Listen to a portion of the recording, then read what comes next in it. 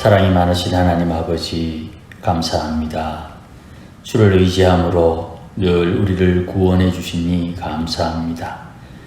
살벌한 법 아래 살고 있으나 하나님의 은혜 안에 하나님을 만나고 가르침을 받고 주님의 주신 약속을 따라 믿음으로 살도록 인도하여 주시니 참으로 감사를 드립니다. 주님, 3일의 삶도 하나님의 은혜 가운데 살았고 하나님의 성품을 배우며 믿음으로 살려고 애를 썼던 주의 백성들, 오늘도 주의 사랑의 품에 안아주셔서 위로하여 주시고 권면하여 주시고 하나님의 복을 따라 살도록 인도하여 주옵소서. 예수님의 이름으로 기원하옵나이다. 아멘. 사무엘 상하를 통해서 다윗의 행적을 우리가 살핍니다. 사무엘 상하의 주인공은 다분히 사무엘이지요. 그런데 이 사무엘을 통해서 하나님께서 왕을 세웁니다. 첫 번째 왕은 사울이고 두 번째 왕은 다윗입니다.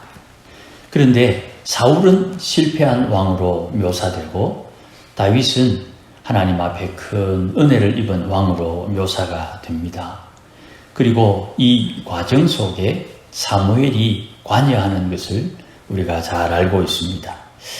이것을 통해서 볼 때 사무엘이 주축되어 있으나 사무엘을 통해서 세운 두 왕 중에 하나님이 기뻐하는 왕이 누구냐, 이것을 살피면 역시 주인공은 다윗이 되는 것 같습니다.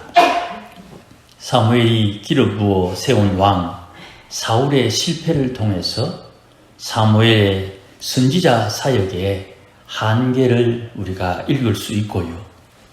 사무엘은 자기 사역에 간섭하셨던 하나님의 말씀에 순종했지만 사울이 기름 부음 받은 기회를 감당하지 못하는 왕임이 드러났습니다. 그러니 사무엘이 실패한 왕 사울에게 기름을 부었다 하는 말은 조금 과한 표현이 됩니다. 사무엘은 하나님의 인도함을 받아 사울에게 기름을 부었으나 사울이 그 직분을 감당하지 못했다. 그럴 준비가 되지 않았고 신앙이 되지 않았고 그런 믿음이 없었다. 이렇게 보는 것이 적절하리라 생각합니다. 왜냐하면 똑같이 하나님께서 다시 사무엘에게 말씀합니다. 사울에게 기름을 붓듯이 다윗에게 기름을 부으라. 다윗이 기름 부음을 받고 난 뒤에 왕으로 세움 받는데 거기에는 사울과 다른 하나님의 은혜가 있습니다. 그게 고난이라는 것입니다. 사울은 하나님의 고난을 충분히 감당할 그런 신앙이 부족했다는 겁니다. 그리고 그의 나이가 좀 많이 있어서 그 시험과 고난을 감당할 시간적 여유도 별로 없었던 것 같습니다.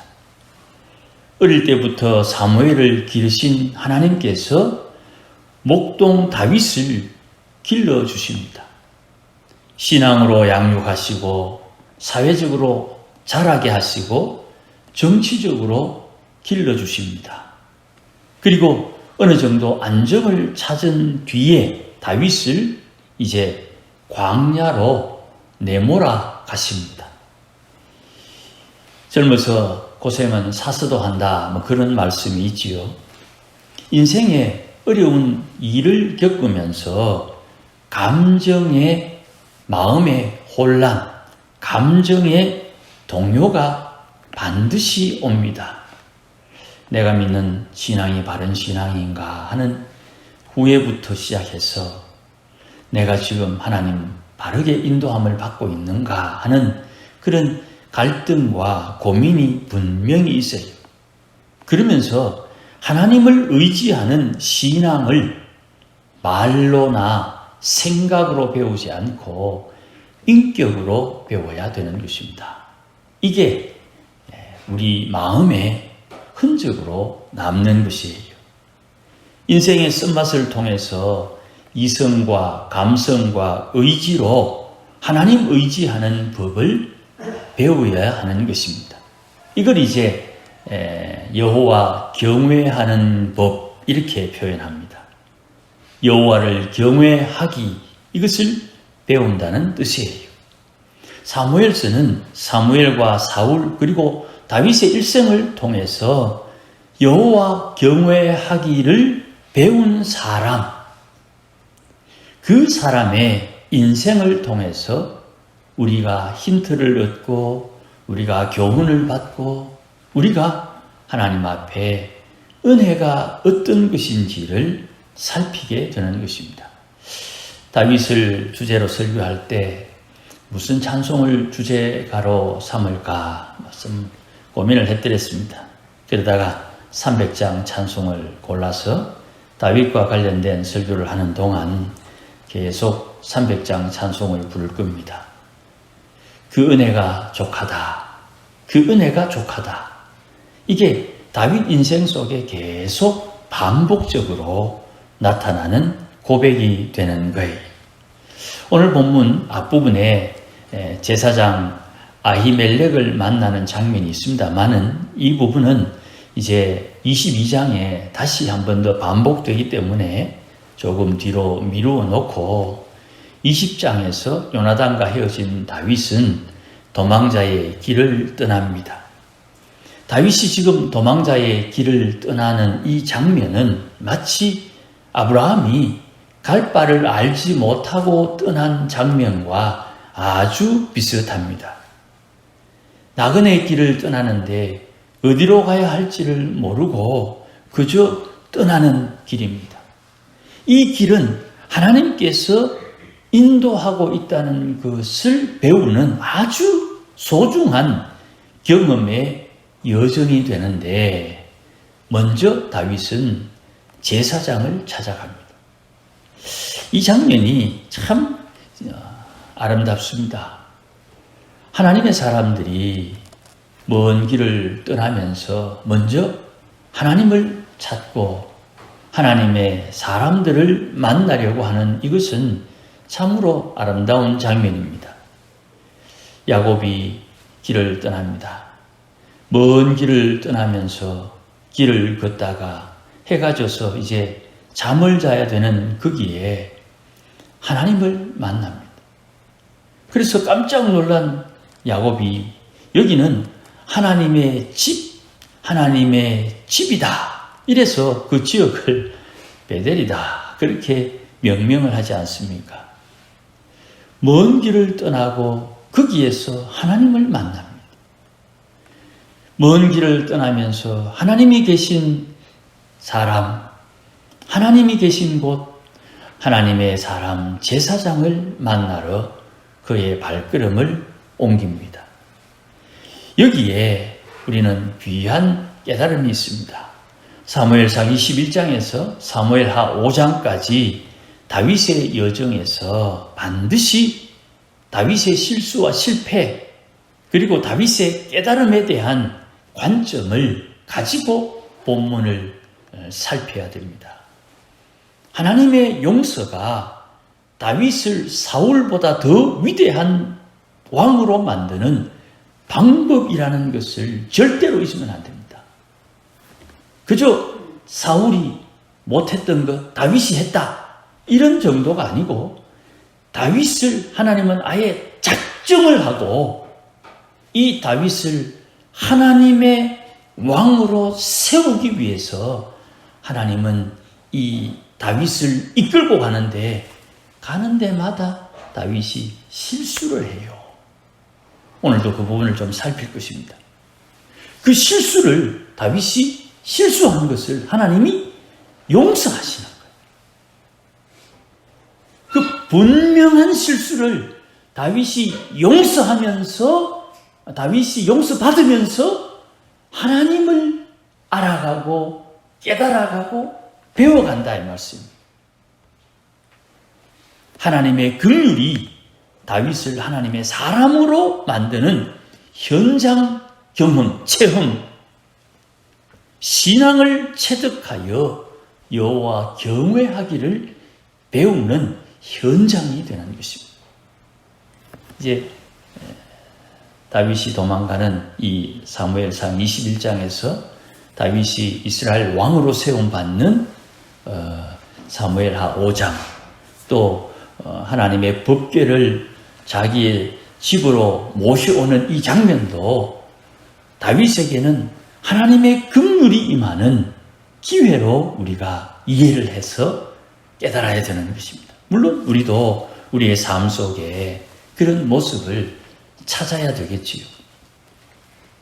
이런 여정 속에 하나님께서 다윗을 용서해 주시고 하나님의 긍휼을 다윗이 배우는데 여기에 표현되지 않는 숨어있는 표현이 하나 있습니다.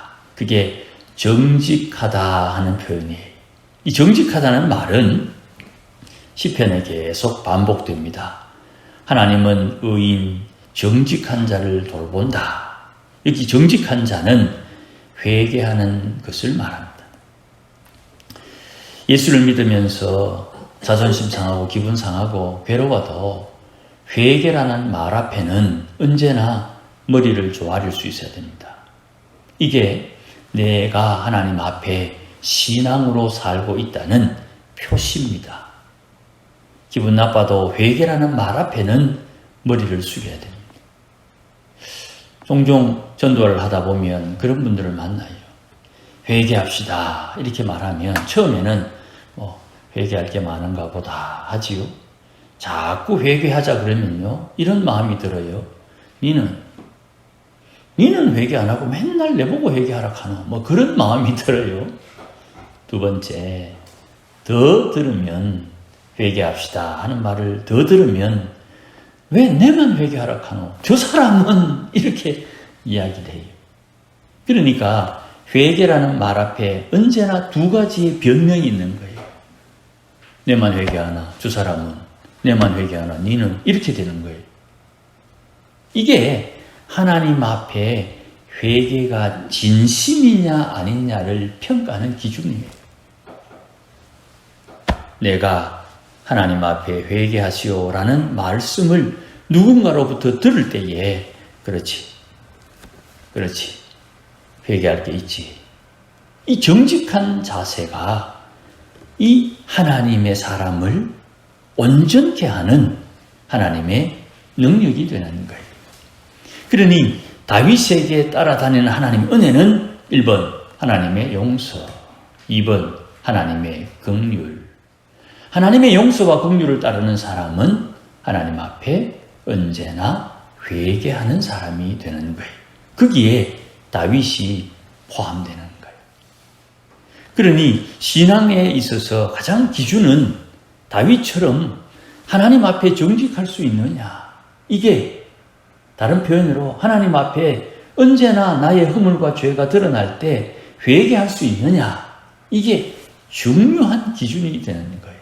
그 사람에게는, 그런 다윗과 같은 마음을 가진 이에게는 하나님의 복이 따라다니게 되어 있는 거예요.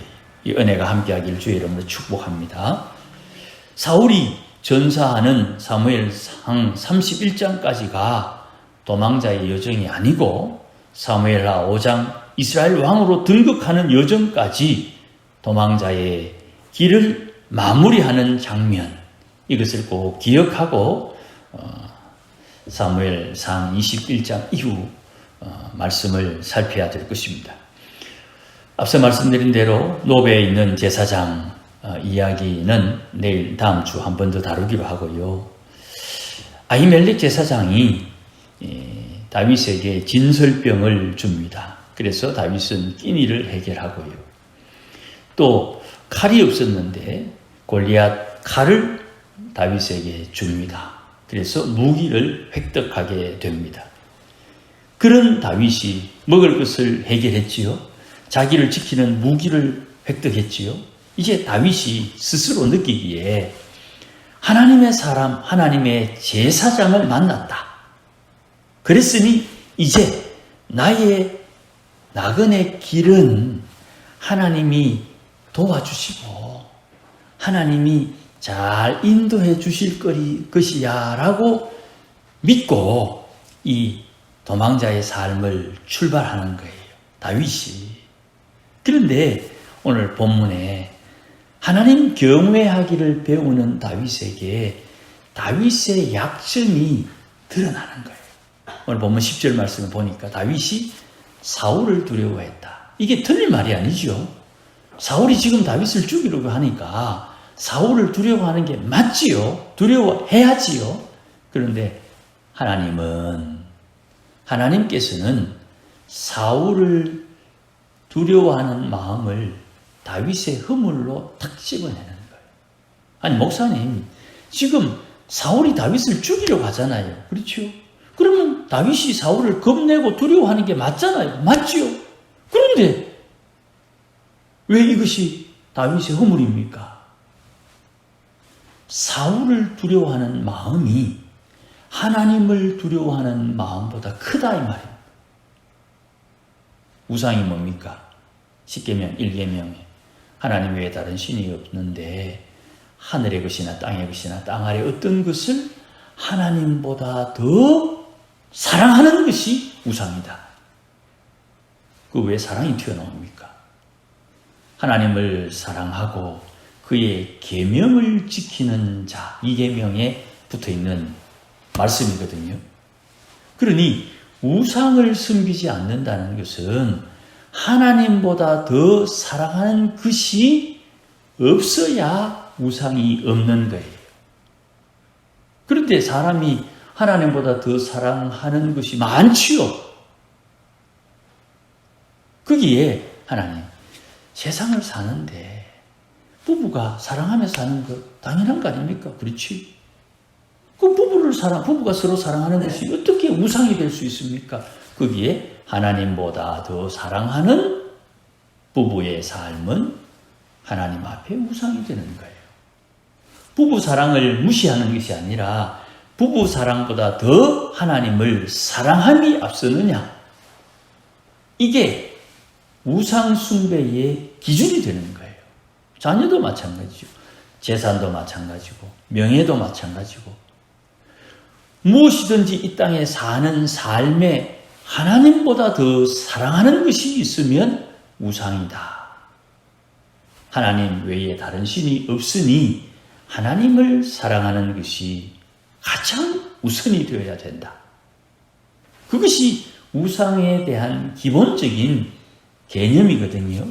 그러니 다윗이 사울을 두려워하여 도망을 갔는데 하나님은 그 사울을 두려워하는 다윗의 마음이 하나님 보시기에 죄요, 악이요, 허물이라는 것을 이 도망자의 삶을 통해서 하나님이 가르쳐 주시는 거예요. 근데 지금 다윗의 마음은 내가 도망가면서 하나님의 제사장을 만났다. 하나님의 제사장에게 낀 일을 해결했다. 하나님의 제사장을 통해서 무기를 획득했다. 이제 하나님이 나를 도우시는 줄 내가 믿는다. 그런데 그 믿음은 하나님을 두려워하기보다 자기를 죽이려고 하는 이 사울을 두려워하는 이 마음이 하나님 앞에 허물로 드러난다. 그러면 다윗이 어떻게 했겠습니까? 회개했겠지요. 그 회개의 장면이 시편 34편에 나옵니다. 조금 더 이어가고 그 말씀을 하십시다. 이제 다윗이 도망해가지고 가드로 갑니다. 가드 왕 아기스를 찾아가는데 사울을 두려워하는 다윗이 아기스를 의지하고 아기스의 날개 아래 숨으면 자기의 목숨을 유지할 수 있을 것이라는 막연한 기대, 자연스럽고 당연하고 마땅히 취할 수 있는 그 방법을 다윗은 선택했는데 이 다윗의 선택이 잘못됐다는 것을 하나님이 가르쳐 주시는 거예요. 어떻게 가르쳐 줍니까? 갔더니 아기스의 신하들이 이런 말을 하는 거예요. 다윗이 사울을 대신하여 왕이 될지도 모를 사람입니다. 왜냐하면 저 사람이 전쟁에 나가서 승리하고 난 뒤에 이스라엘 여인들이 사울은 1000명 죽였는데 다윗은 10,000명 죽였다고 노래하던 그 다윗이 아닙니까? 하는 말을 듣는 순간 다윗은 12절에 마음에 두었다. 아, 저 사람들이 나를 죽일 수도 있겠구나. 저 사람들이 나를 시기하고 질투하고 나를 암살할 수도 있겠구나 하는 더 큰 두려움을 가지는 거예요. 사울에게 가지는 두려움보다 더 큰 두려움을 가지는 거예요. 그래서 12절에 심히 두려워했다. 그 두려움이 몰려오니까 다윗이 어떤 행동을 했느냐 하면 미친 채 하고 대문짝에 끄적거리며 침을 질질 흘렸더니 다윗이 그렇게 행동하는 것을 보고 아기스가 우리나라에 미치광이가 없어서 저런 사람을 또 데리고 왔느냐 하고 호통을 칩니다. 요 상황을 하나님께서 다윗에게 깨달음의 기회로 주시는 거예요. 다윗, 너는 너의 생명이 하나님에게 있어 사람을 의지하는 게 아니야. 은행에서 돈 빌립니다. 은행이 하나님 되는 수가 있어요. 누군가에게 기술을 배웁니다. 그 사람이 하나님 되는 수가 있어요. 누군가 나의 마음을 위로해 줍니다. 그 사람이 하나님이 되는 수가 있어요. 세상에 살면서 하나님보다 더 의지하는 것, 하나님보다 더 사랑하는 것, 그게 우상이 되는 거예요. 그런데 우리가 다 그렇게 살아봤단 말이죠.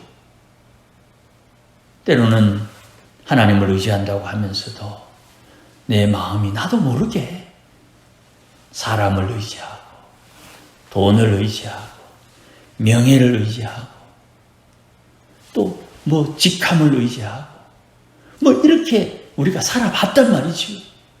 근데 그때 그것을 깨닫게 하시고 회개하게 하시는 하나님의 음성, 하나님의 깨달음, 주의 지적, 우리의 허물을 들추어내는 하나님의 은혜, 그 부끄러움을 마음에 새기지 못하면 신앙의 성장은 없는 거예요. 그러니 다윗이 하나님의 용서를 받았다 하는 말은 이런 허물을 가져도 하나님께서 용서해 주시면서 그것을 깨닫게 하시는 거예요. 다윗, 사람 의지하면 안 되는 거야. 이것을 깨닫게 하시는 거예요. 그러니 다윗이 시편에 고백하기를 하나님, 내가 도대체 무엇이기에 나를 이런 실수와 허물과 죄 가운데서 하나님 깨닫게 하시고 나를 위로하시고 하나님께서 그 길이 아니라고 더 나은 길은 여기에 있다고 이렇게 인생을 인도해 주셨습니까? 하고 다윗이 고백하는 거예요. 이 미치광이 노릇을 하면서 다윗이 배운 것을 시편 34편에 언급하기에 거기에 나오는 핵심은 하나님을 경외하는 사람이 나옵니다. 본문 주보를 끼워놓고 시편 한번 말씀 한 절 살펴보십시다. 시편 34편 맨 위에 보시면 다윗이 미친 채 하다가 쫓겨나서 지은 시 이렇게 되어 있습니다. 쫓겨나서 짓는 이 시에 9절 말씀 한번 보십시다. 성도들아, 여호와를 경외하라. 그를 경외하는 자에게는 부족함이 없도다. 젊은 사자는 궁핍해도 여호와를 찾는 자는 좋은 것에 부족함이 없다. 좋은 것, 이게 예수님의 말씀에 의하면 하나님 앞에 기도하는 이에게 좋은 것을 주지 않겠느냐? 성령을 주지 않겠느냐? 그렇게 누가복음에 언급을 하죠. 마태복음과 좋은 것, 하나님의 성령의 충만함을 말하는 거예요. 그래서 하나님의 성령의 충만함을 받은 이가 11절 너희 자녀들아 와서 내 말을 들으라. 하나님의 말씀을 들으라.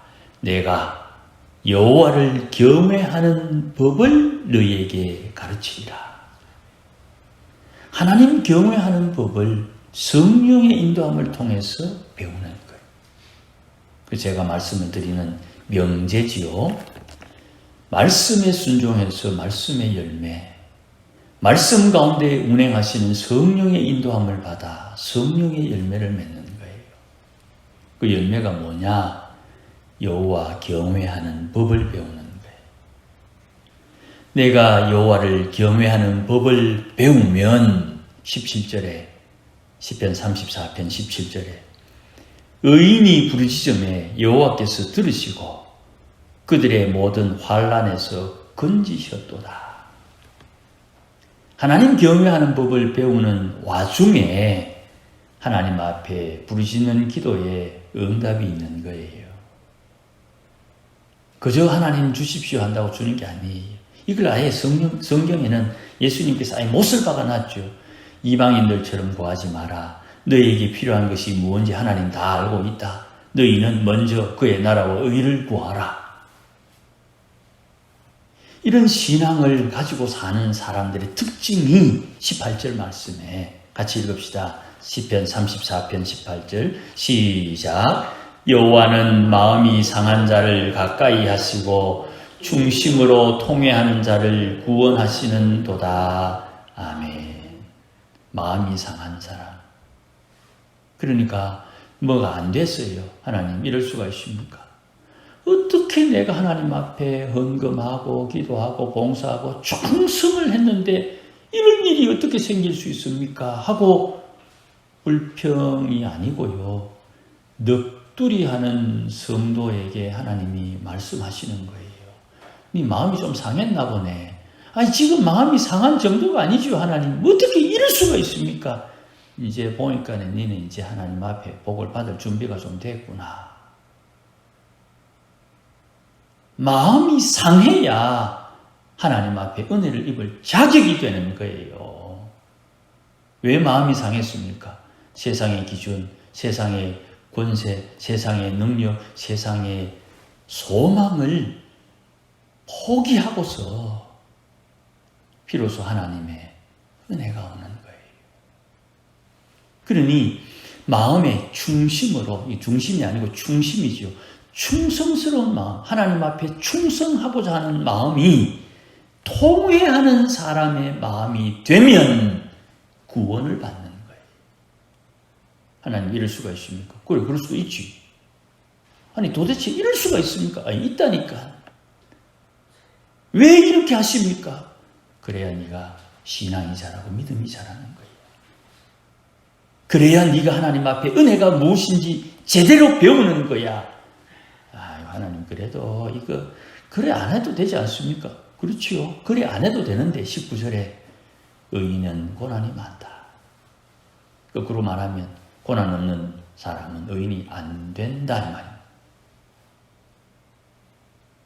제 말씀이 아니고 다윗이 하나님 앞에 부르는 노래입니다. 의인은 고난이 많다. 왜 내 인생 이렇게 뒤죽박죽 엉망진창입니까? 하나님 도대체 하나님 뭐 하십니까? 하나님 좋습니까? 이렇게 시편에 탄식을 하잖아요. 그런데 하나님 그 말씀 다 들으시고 의인은 원래 고난이 많은 거야. 그러나 고난받는 의인을 하나님께서 그 고난에서 건져내시는 거야.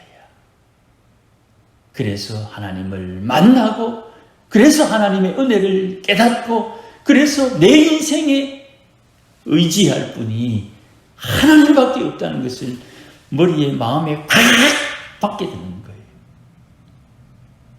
내 마음에 새겨진 흔적, 예수님의 손에 남겨진 십자가에 못 박힌 못자국처럼 내 마음에 흔적이 남는다. 다윗이 도망자의 삶을 시작하면서 가드왕 아기스에게로 가면 그 사람의 날개 아래 내가 사울을 피해서 좀 숨어 있을 수 있지 않을까. 그런 얄팍한 노림수를 가지고 도망을 갔는데 하나님께서 거기에서 살기를 느끼고 미친 채 해야만 거기에서 벗어날 수 있다는 그 살벌한 상황을 겪고 벗어나고 난 뒤에 그래, 하나님을 의지해야 되는데 사울이 두렵다고 아기스를 의지하려고 했구나 하는 이 허물과 죄를 하나님께서 깨닫게 해주실 때에 회개했던 이 다윗이 하나님의 사람다운 성품을 배우는 것이라 이 말입니다. 우리 인생에 잘 안 풀리고 어렵고 괴로운 것, 그래서 제가 기도할 때 종종 쓰는 표현이지요. 하나님 앞에 기도하기는 해야 되는데 말로 하는 것 자체가 하나님 앞에 부끄러워서 말도 못하고 하나님 그거 있잖아요, 하나님 저거 있잖아요, 하나님 그거요, 그거 이렇게 표현하는 그 안타까움을 하나님 불쌍히 여겨주셔서 하나님 구원해달라고 기도하는 그 탄식하는 기도, 그 기도를 통해서 내 신앙이 자라는 거예요. 그 고난이 나를 하나님 앞에 인간 만든다 이 말입니다. 목사는 제외될까요? 목사도 똑같아요. 그럼 장로는요? 권사는요? 집사는 똑같은 거예요. 그렇게 하나님 앞에 은혜를 배우는 거라 이 말입니다. 그런데 진짜 복이 뭡니까? 이렇게 허물진 행동을 해도 주님께서 불쌍히 여겨주셔서 그 죄를 덮어주시고 죄가 아니라고 해주시고 그 허물을 허물로 보지 않는다 이 말입니다. 시편 32편에. 그게 다윗을 용서하시는 방법을 통해 다윗의 신앙을 자라게 하는 하나님의 방법이라 이 말입니다. 그것이 하나님의 긍휼을 통해서 왕다운 삶을 살게 하는 하나님의 사랑이다 이 말입니다. 그러면 이제 예수님의 말씀이 조금 이해가 되죠. 형제가 잘못했다고 하거든 1년에 7번 용서해라. 왜? 지금 주님께서 저 형제의 신앙을 자라게 하는 과정 속에 있으니 실수할 수 있지, 잘못할 수 있지, 허물질 수 있지, 심지어는 죄를 지을 수도 있지. 그런데 그 허물과 죄를 덮어주고 용납하고 이해하고 같이 감당해 줘라. 그것을 통해서 나의 신앙을 자라게 하는 것입니다. 형제가 당하는 그 허물과 죄를 덮어줌으로 나의 신앙이 자라는 것입니다. 예수님 말씀에 형제의 허물과 죄, 나에게 잘못한 사람의 죄를 용서함으로 나의 죄를 용서해 주신다 하는 주기도문의 내용이지요. 나에게 잘못한 사람들의 허물을 용서하면 내게 나도 모르는 숨겨진 허물과 죄를 하나님께서 용서해 주시는 거예요. 이게 이 2번, 3번, 4번 연차적으로 계속 반복이 일어나는 거예요. 그런데 그게 다 고난이죠. 그래서 예수 믿어 하늘을 기업으로 받은 성도는 핍박받은 자의 삶을 사는 것이에요. 팔복에 핍박받은 자의 삶을 사는 사람의 조건은 하늘의 상속을 받은 사람에게 주어지는 거예요. 하늘의 상속을 받은 사람의 또 다른 조건은 심령이 가난한 사람이지요. 그러니 내가 심령이 가난함으로 비로소 이 은혜를 누릴 수가 있는 거예요. 반복해서 계속 강조하면 더 은혜롭겠다 생각하지만 때로는 그게 우리 마음에 불편함이 있을 수 있으니 이만큼만 하십시다. 22절 말씀, 시편 34편 22절 말씀, 여호와께서 그의 종들의 영혼을 속량하시나니 그에게 피하는 자는 다 벌을 받지 아니하리로다. 다윗의 고백이지요. 다윗의 허물을 용서받는 비결, 주님께로 피하는 것. 자, 그러면 오늘 본문에 다시 돌아와서 미치광이가 부족해서 이런 사람을 내 앞에 데리고 왔느냐 이러면서 내쫓았겠지요. 자, 다윗은 사울이 두려워서 아기스에게로 안식하기 위해서 도망을 갔는데 거기에 가면서 하나님의 제사장도 만났고 끼니도 해결했고 무기도 받았으니 이제 거기에서 안식할 수 있겠다 하는 나름의 기대를 가지고 갔는데 거기서 쫓겨났습니다. 이게 하나님의 은혜입니다. 우리가 생각하는 것과는 좀 다르죠. 사랑하는 여러분, 신앙은요 이렇게 배우는 것입니다. 저도 이렇게 배우고 있고 이렇게 배워야 되고 이렇게 배운 신앙으로 살아야 되는 것입니다. 그러면 이렇게 허물지게 살고 이렇게 도망가고 이렇게 쫓겨나고 하는 이런 상황을 통해서 하나님께서 내 인생을 주도하고 이끌고 복 주시고 구원해 주시는 것을 경험해야 되겠지요. 목사가 그렇게 살아야 되는 겁니다. 성도들이 그렇게 살아야 되는 거예요. 그래서 최근에 새벽에 말씀을 전가할 때 입을 조심하자 그렇게 말씀을 드렸습니다. 입을 조심하자. 하나님께서 일하고 계신데 하나님 앞에 입을 잘못 놀리면 하나님 앞에 책망을 받는 거예요. 자, 그런데 깨달았죠. 입을 내가 잘못했다 할지라도 하나님께서 덮어주시고 이해하시고 용납해 주시고 사랑해 주시는 분이니까 회개해야 되겠다. 혹시 주위에 입 잘못 놀려서 하나님 앞에 은혜를 잃어버리는 사람이 있거든. 불쌍히 여겨줘야 되고 축복해줘야 되고 오래 참으시는 주님의 마음으로 기다려줘야 되고 용납해줘야 되겠지요. 그런데 내가 아직 신앙이 그렇게 자라지 못해서 나도 입이 놀려져가지고 기다려주지 못하고 용납하지 못하고 그러면 또 나도 회개해야 되겠지요. 그렇게 저렇게 우리가 썩히고 얽히고 썩혀가지고 그렇게 살면서 주의 은혜를 경험하고 깨닫고 그렇게 회개하면서 하나님의 말씀대로 살아내야 된다 이 말입니다. 왜 그렇게 살아야 되느냐? 주님 약속 때문에 그래요. 하나님 앞에 있을 때에 칭찬받고 상급받기 위해서. 그것이 우리의 신앙의 목표예요. 불심판이 있을 것인데 나무 이걸로 지은 집은 불시험에 다 탈 것이고 금, 은, 보석으로 가지고 있으면 타지 않고 그것이 남을 것이다.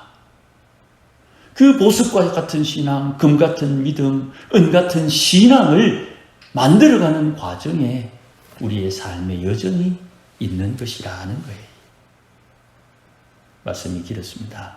어쨌든 중요한 건 이겁니다. 하나님 경외하는 법을 배우며 사는 것입니다. 아무쪼록 이 은혜와 복을 누리기 위해서 오늘 마음 아프고 답답하고 속상한 일이 있겠지만 주를 의지하고 하나님을 생각함으로 참아서 하나님의 위로, 하나님의 은혜, 숨겨진 하나님의 복을 받는 우리 모두가 되시기를 주의 이름으로 축복합니다. 기도하십시다. 주님 고맙습니다. 귀하신 말씀으로 권면해 주시니 참으로 감사합니다. 부족하고 연약한 것이 어디 한두 개씩 있습니까?